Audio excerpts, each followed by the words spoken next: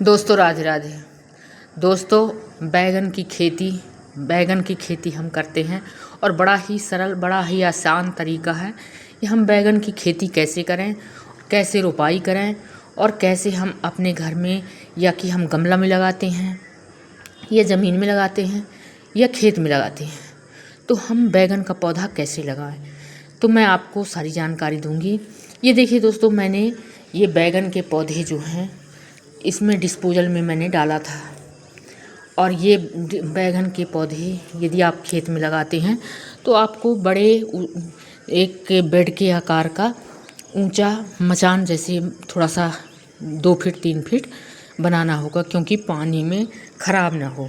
बरसात का सीज़न रहता है, यदि आप जुलाई में लगाते हैं तो पौधे का रोपण करते हैं तो बीज खराब हो जाते हैं, तो इस कारण से थोड़ा ऊंचा आप 2 फीट का ऊंचा मचान टाइप का बना लीजिए, एक बेड के आकार का, और उसमें आप बड़े आसानी से बैगन की रोपाई कर दीजिए। यदि आप गमले में लगाते हैं, घर में लगाते हैं, तो इस तरह से डिस्पोजल में आप 2-4-10 पौधे लगाते हैं तो आप बिल्कुल डिस्पोजल में मिट्टी भर के, गोबर की खाद, और बड़ी आसानी से इसमें बीज डाल सकते हैं, तो आपके बीज बिल्कुल तैयार हो जाएंगे।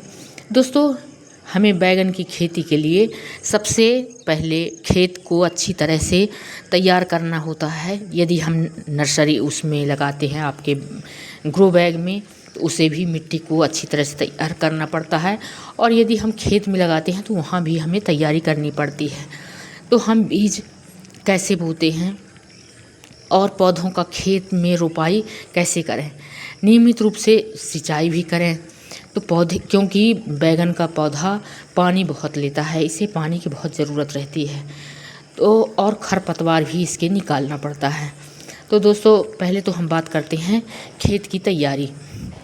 यदि हम खेत में लगाते हैं, आप बिजनेसमैन हैं और लाखों रुपया कमाना चाहते हैं, तो आप बड़ी आसानी से बैगन की खेती कर सकते हैं।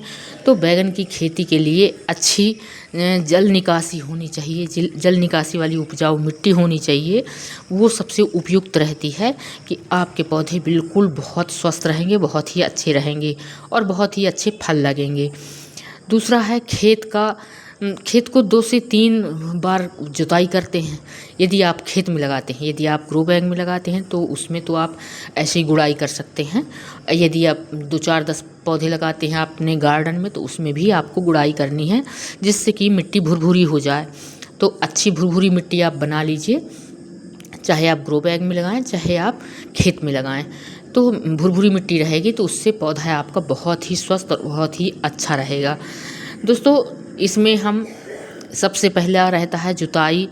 आप खेत की अच्छी तरह से ट्रैक्टर से है यदि खेत में लगाते हैं तो उसकी जुताई करनी पड़ती है, और गोबर की खाद या कंपोस्ट खाद इसमें डालें, मिट्टी को अच्छी तरह से इसमें मिला दें।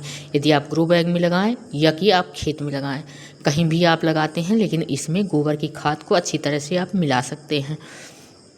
दोस्तों, मिट्टी का पीएच मान कम से कम 5.6 इतना, 5 से 6 इतना होना चाहिए। जैसे 5.5 और 6.6 इतने के बीच में आपका मिट्टी का पीएच मान होना चाहिए। अब बात करते हैं नर्सरी की। नर्सरी कैसे तैयार करें, तो बैगन के बीज 3 मीटर लंबे, 1 मीटर चौड़े, ऐसे हम ऊंचे मचान जैसे बना लेते हैं, एक बेड के आकार का, उसमें हम बो देते हैं। और या कि हम डिस्पोजल में, यदि घर में हमको 10 पौधे चाहिए, 5 पौधे चाहिए, तो ऐसे में हम अपने किसी डिस्पोजल में, या कि आप कहीं भी उसको थलहा बोलते हैं, कि आप उसको तैयार कर दें। दोस्तों, बीजों को 5 सेंटीमीटर की दूरी पर बोएं और बेड को अच्छी तरह से, जैसे आपका ऊंचा वो लगा है, पौधा लगा है, उसमें पानी न रुके, ऐसी जगह में आप अच्छी तरह से उसको बो सकते हैं। और उसको बीजों को 5 सेंटीमीटर की दूरी पर ही बोएं, तो आपका पौधा जो जैसे बढ़ेगा तो वो अच्छा ही रहेगा और अच्छा बिल्कुल उस तैयार होगा। दोस्तों, अंकुरण होने पर बेड को काले रंग की पॉलीथीन से या सीट से इसको ढक दें, जिससे कि आपके पौधे में खरपतवार ना उगे।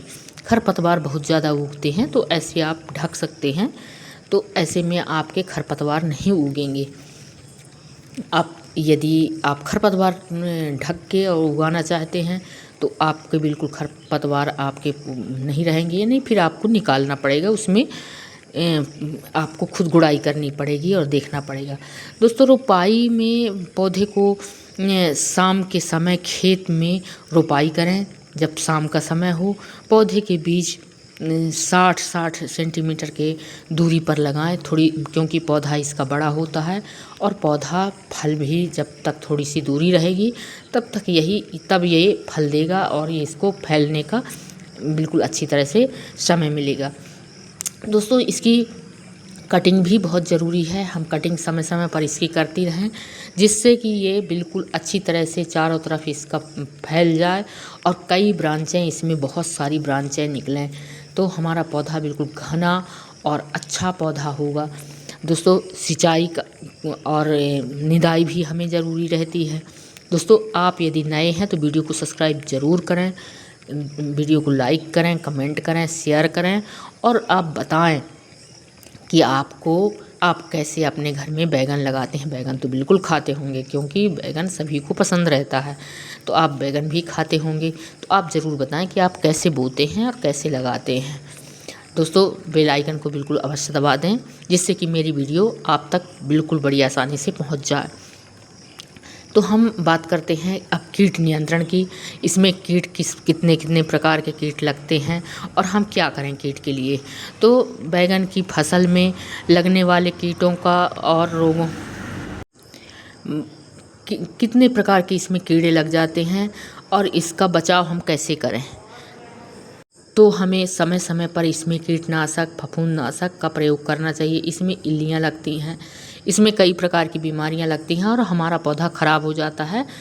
ये कीड़े इसमें लग जाते हैं तो सारी फसल बर्बाद हो जाती है। तो हमें इसमें समय समय पर कोई भी कीटनाशक दवाई इसमें छिड़काव करना चाहिए।